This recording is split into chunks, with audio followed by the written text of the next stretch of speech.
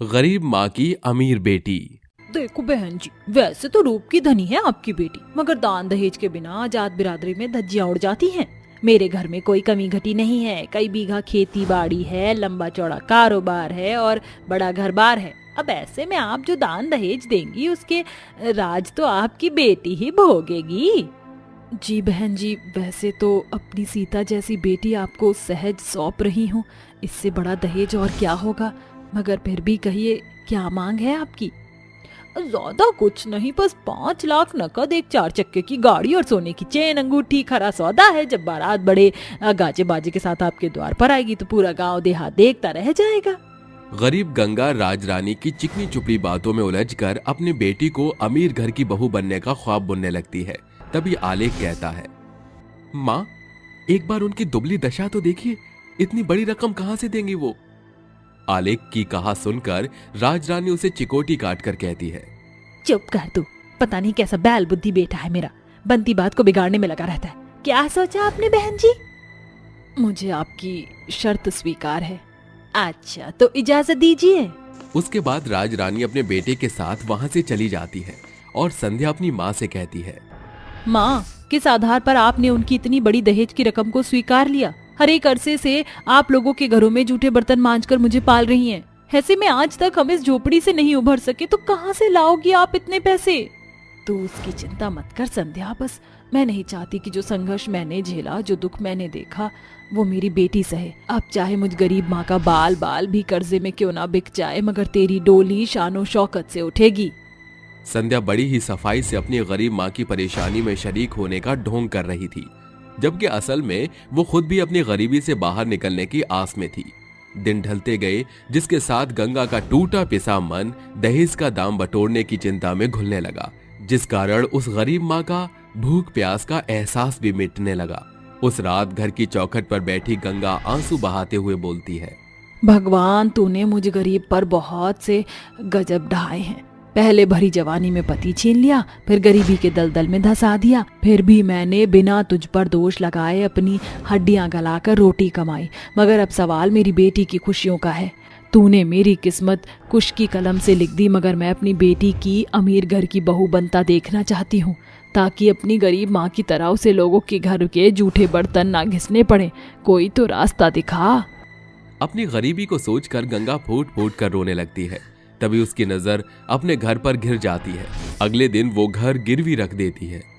अरे ये लो पूरे 10 लाख रुपए, अब तुम्हारा घर मेरा हुआ गंगा रानी। हाँ वसूली भाई, मगर इस गरीब माँ की इतनी सी गुजारिश है कि मेरी बेटी की डोली उठने से पग फेरे तक वहाँ ठहरने दो, फिर चाहे आप वो घर भले ही ले लेना। ठीक है, ये भी सही है।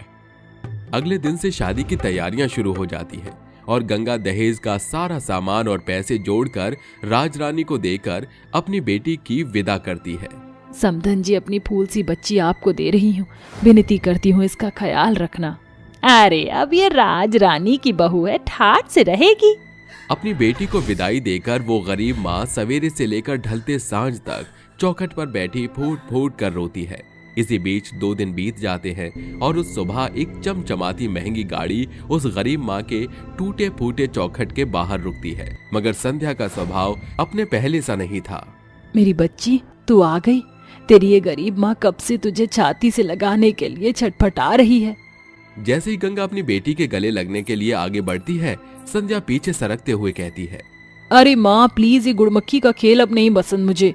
बेफजूल मेरे गले पड़कर मेरी महंगी साड़ी का सत्यानाश मत कीजिए। संध्या, ये तुम कैसी बातें कर रही हो? वो माँ है तुम्हारी। जाने दीजिए दामाद जी, संध्या सही कह रही है। अब मेरी बेटी अमीर हो गई है, इसलिए शायद भूल बैठी है कि माँ के इसी मैले आंचल के साए में इसका बचपन बीता है। बस कीजिए, वो आपका फर्ज था, कोई बड़ा एहसान नहीं किया आपने मुझ पर। अब तो इस घर में मुझे घुटन हो रही है, अब मुझसे और नहीं रुका जाएगा, चलती हूँ। अपनी अमीर बेटी में आए रूखे बदलाव से उस गरीब माँ का मन टूटकर चकनाचूर हो जाता है। अभी वो इस तकलीफ से उभरी नहीं थी कि वसूली वहां आ धमकता है। अरे चलो गंगा रानी, जो कि तुम्हारी बेटी के साथ फेरे और पग फेरे दोनों हो गए, अब तुम भी अपना रास्ता नापो, क्योंकि ये घर अब वसूली का है। इस तरह बेटी को शान शौकत से भरपूर घर में शादी करने की सजा में उस गरीब माँ को बुढ़ापे में बनवास भोगना पड़ता है। जब एक ही झटके में उसके सिर से छत छिन जाती है, जिस कारण गंगा को दर दर की ठोकरें खानी पड़ती हैं। वहीं दूसरी ओर संध्या अपनी गरीब माँ के दुख दर्द को भुलाकर अपनी अमीरी के नशे में डूबी होती है। आलेख, देखो फाइनली कल मैंने मेरी सबसे फेवरेट साड़ी खरीद ली और देखो माँ जी ने मुझे उसकी मैचिंग की ज्वेलरी सेट गिफ्ट किया है। संध्या, एक बात पूछूं? हाँ पूछो। क्या पगफेरे के बाद तुमने कभी अपनी माँ को याद किया? कभी वो उन्हें देखने गई? उफ प्लीज आलेख, अब तुम फिर से माँ की ममता का लेक्चर मत झाड़ना, क्योंकि मैंने ना गरीबी को बहुत पास से देखा है। वो मेरी जिंदगी का सबसे खराब लम्हा रहा है, इसलिए मैं वहाँ उन तंग गलियों में नहीं जाना चाहती। जानती हो संध्या, तुम्हें इस अमीर घर में ब्याहने की भरपाई उन्हें क्या कुछ खोकर चुकानी पड़ी है। उन्होंने भूखे रहकर पेट काट कर तुम्हारा पेट भरा, आराम करने की उम्र में लोगों के घरों में झूठे बर्तन धोकर तुम्हें पढ़ाया और तुम्हारी डोली उठने के बाद उनसे छत भी छिन गई। ये सुनकर संध्या के पैरों तले जमीन खिसक जाती है और वो घुटनों के बल जमीन पर बैठकर फूट फूट कर रोने लगती है। माँ ने मेरी खुशियों के लिए अपना सब कुछ लुटा दिया और मैं ये बलिदान देख ही ना सकी। इससे पहले कि बहुत देर हो जाए मुझे माँ को ढूंढना होगा। संध्या सुध बुध खोकर अपनी माँ को खोजने के लिए हर घर का दरवाजा खटखटाती है, मगर कहीं भी उसकी माँ नहीं मिलती। आलेख, मेरी माँ मुझसे रूठ गई है। माँ से कहो ना कि वो अपनी बेटी के साथ लुका छुपी का खेल ना खेले। संध्या, संभालो खुद को, सब कुछ भगवान पर छोड़ दो। अपनी माँ से मिलने की ललक में लाचार हुई अमीर बेटी भूखी प्यासी रहकर अपने हाथों से खाना बनाकर उन्हें भिखारियों में बांटने के लिए मंदिर आती है। हे अम्बे माँ, सुना है पूत कपूत हो जाता है मगर माता को माता नहीं होती। आज ये बेटी तेरे आगे झोली फैलाकर विनती करती है, इस अभागी बदनसीब को मेरी माँ से मिला दे। अरे पता नहीं अम्मा, आज ना कोई बड़ी अमीर जादी अपनी माँ के मिलने की मन्नत से हम भिखारियों को खाना कपड़ा और पैसा बांट रही है। आप बस इसी सीढ़ी पर जमी रहना और जो खाना पैसा मिले बटोर लेना। अचानक गंगा की नजर सीढ़ियों से खाना बांटती जा रही अपनी अमीर बेटी पर पड़ जाती है, जिसकी आंखों से बहते आंसू चेहरे पर घुल रहे थे। ये देख वो गरीब माँ अपने तन पर ओढ़ी मैली चादर मुंह पर चढ़ा लेती है। तभी संध्या उसे देख लेती है। माँ, भगवान का शुक्र है तुम मुझे मिल गई। कहाँ कहाँ नहीं ढूंढा। बेटी का घर बसाने के लिए माँ का घर छूट गया। अपनी स्वार्थी बेटी को माफ कर दो माँ, घर चलो माँ। घर तो छिन गया बेटी, जो खोया है वो सब लौट आएगा माँ, चलो। उसके बाद गरीब गंगा अपनी बेटी के साथ घर लौट आती है। समय रहते संध्या को अपनी गरीब माँ के बलिदानों का एहसास हो जाता है और दर दर की ठोकरें खाने की बुरी यादों को भूलने में गंगा को एक अरसा लग जाता है। कड़वा कथन है, मगर एक गरीब माँ अपने बच्चों की फुलवारी सींचने में अपना जीवन झोंक देती है। फिर क्यों सयाने होकर वही बच्चे उस माँ के साथ चलने से कतराते और उसके साए से भागने लगते हैं। गरीब बहू के घर सेंटा क्लॉज। स्कूल की घंटी बजते ही रायना और रूही कंधे पर बस्ता टांगे बातें करते हुए घर की ओर बढ़ने लगती हैं। क्या बात है रायना दीदी, आज तो आप बड़ी खुश लग रही हैं। अरे क्यों ना हो खुश, कल से दिसंबर का महीना शुरू हो रहा है। तुझे तो पता है कि मैं साल भर सेंटा क्लॉज के आने का इंतजार करती हूँ। मेरा वो इंतजार दिसंबर के इन दिनों में खत्म हो जाता है।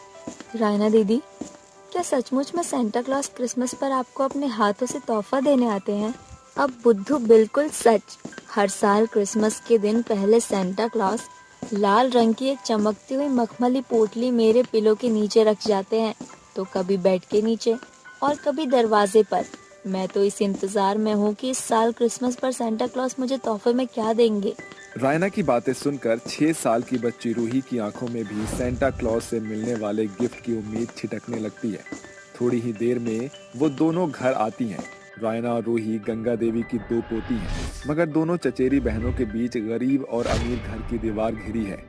गंगा की बड़ी बहू जीविका ने कुछ साल पहले ही जमीन का बंटवारा करके अलग अलग घर बनाकर अपना पल्ला छुड़ा लिया, मगर मेघा ने सुकड़े सफर में अपनी सास पर छाई गरीबी की चादर को खुद पर ओढ़कर उसका साथ दिया।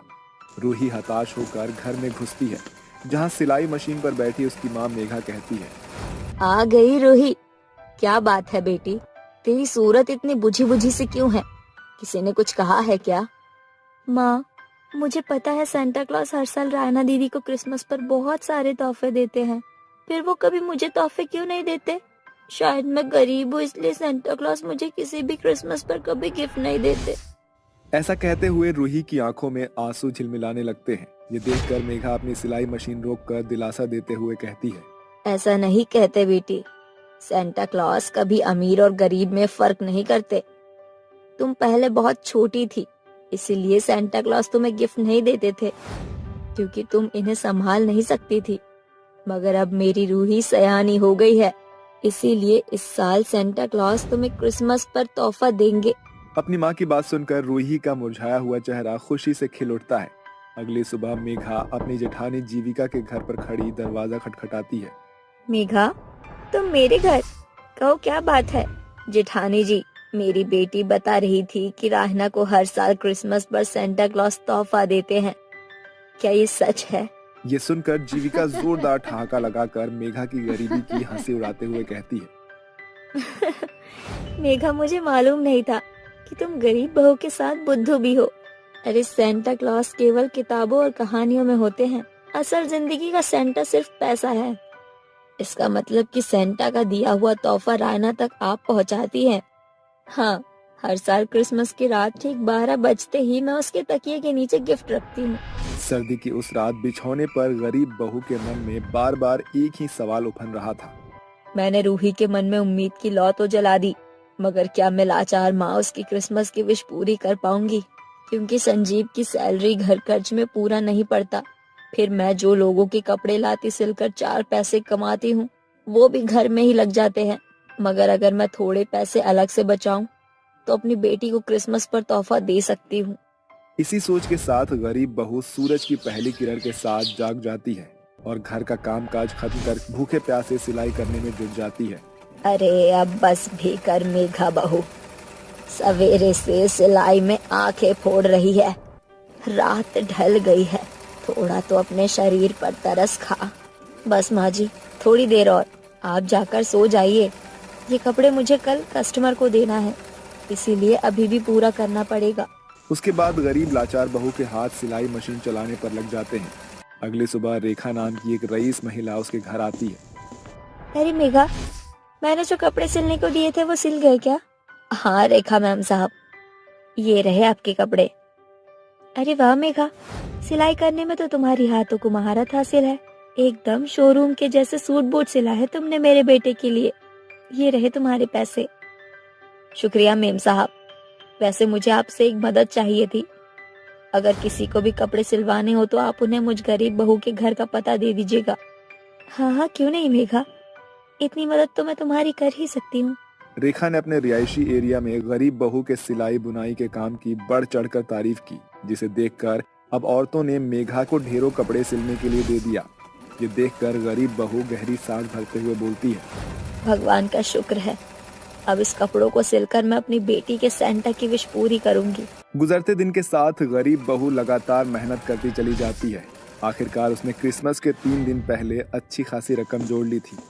माँ, आपको याद है ना, 25 दिसंबर में सिर्फ 2 दिन बचे हैं। सेंटा मुझे तोहफा देने आएंगे ना? हाँ रूही बेटा, तुम्हें ढेरों तोहफे देंगे। अभी तुम स्कूल जाओ। इसके बाद रूही और रायना स्कूल के खातिर निकल जाती हैं। क्या बात है रूही, आज तू बहुत उछल कूद रही है। हाँ रायना दीदी, 2 दिन बाद क्रिसमस का दिन है। माँ ने कहा है इस साल सेंटा क्लॉस मुझे भी क्रिसमस का तोहफा देने आएंगे। उस रोज जब गरीब बहू पैसे लेकर गिफ्ट खरीदने जा रही थी कि ये गरीब भिखारिन गोदी में बच्चा और आंखों में आंसू लिए मेघा के आगे हाथ पसारते हुए कहती है, मुझ लाचार की मदद करो बहन, मेरी दूधमुही बेटी को जाड़े ने जकड़ लिया है। मुझ भिखारिन के पास एक खोटा सिक्का नहीं है। अगर डॉक्टर को नहीं दिखाया तो मेरी बेटी मर जाएगी। ये सुनकर मेघा का कलेजा कचोट उठता है और वो अपनी मुट्ठी में बंधे पैसे उस भिखारिन को दे देती है। ये लो बहन, जल्दी जाकर अपनी बेटी को डॉक्टर से जांच पड़ताल कराओ। भिखारिन के जाते ही जीविका उसके पास आकर कहती है, वाह रे मेरी दयावान देवरानी, अपनी बेटी के गिफ्ट के पैसे तो तुमने इस भिखारिन के झोले में डाल दिए। अब कहाँ से लाओगी तोहफा? सर्दी की उस रात गरीब बहू सारी रात बिछौने पर करवट बदलती हुई बिहान कर देती है और 24 तारीख की रात ढलते सर्दी के सन्नाटे में दरवाजे से आ रही एक खड़खड़ाहट मेघा के कानों में पड़ते ही वो उठकर दरवाजा खोलती है तो उसकी आंखें झिलमिला उठती है। वो देखती है कि एक चमचमाते हुए रथ पर, जिसके आगे की ओट पर हिरण बंधे थे, उस पर सवार सेंटा क्लॉज लाल रंग के सेंटा की ड्रेस पहने हुए थे। उनके सूरत पर लहरा रही मखमली दाढ़ी उनकी शोभा में 4 चांद लगा रहे थे और चारों ओर चांदनी छिटक रही थी। तभी गरीब बहू के घर के आगे से गुजर रहे सेंटा क्लॉज ने एक लाल रंग की पोटली बहू के दरवाजे पर फेंकते हुए कहा, मैरी क्रिसमस। जैसे ही मेघा वो लाल मखमली पोटली खोलती है, उसमें सैकड़ों सोने के सिक्के चमक रहे थे, जिसे देखकर मेघा की आंखों से खुशी के आंसू बरस पड़ते हैं। अगली सुबह, माँ, क्या कल रात सेंटा क्लॉज क्रिसमस का तोहफा लेकर आए थे? बोलो ना माँ। नहीं रोही बेटी, वो सेंटा क्लॉज बाकी बच्चों को तोहफा बांटने दूसरे गांव गए हैं। तुम अभी स्कूल जाओ, तुम्हारे आने तक सेंटा तोहफा दे जाएंगे। नन्ही रूही आंखों से आस बांधकर स्कूल जाती है और मेघा सेंटा क्लॉज द्वारा दिए गए पोटली से एक सिक्का लेकर उसे सुनार को बेचकर अपनी बेटी की खातिर एक सुंदर सा फ्रॉक और ढेरों चॉकलेट लाकर उसके तकिए और बिछौने के नीचे रख देती है। दोपहर में रूही भागती हुई सीधे अपने कमरे में आकर जैसे ही बिस्तर और तकिया टटोलती है तो तोहफा देखकर वो खुशी से उछल पड़ती है। उरे, सेंटा क्लॉज ने मुझे भी तोहफा दिया है। उस पल खिड़की पर खड़ी गरीब बहू की आंखों से बहते आंसू सूखने का नाम नहीं ले रहे थे। आखिरकार सचमुच में सेंटा क्लॉज के कारण ही रूही का चेहरा खिल उठा था। इसी के साथ सेंटा क्लॉज की ये कहानी यहीं होती है खत्म।